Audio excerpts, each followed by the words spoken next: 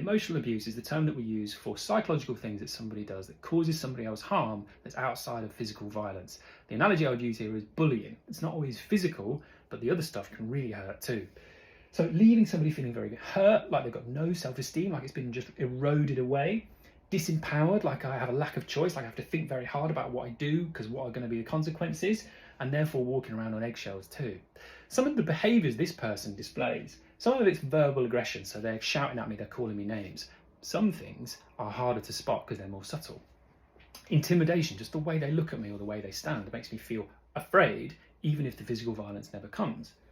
Cutting comments, they might say them very coolly and very calmly. Just because they're not shouted doesn't mean they don't hurt and they aren't abusive.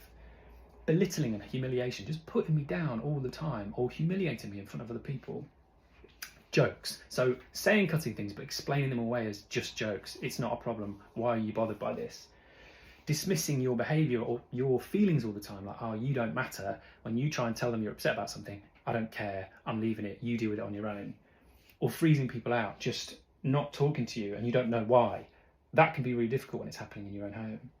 Finally, control or monitoring. So actually watching what you do or having eyes on what you're doing and questioning what you're doing so that you feel like you have to second guess yourself all the time because what's the other person going to think when they find out that I've done this? That's what it can look like.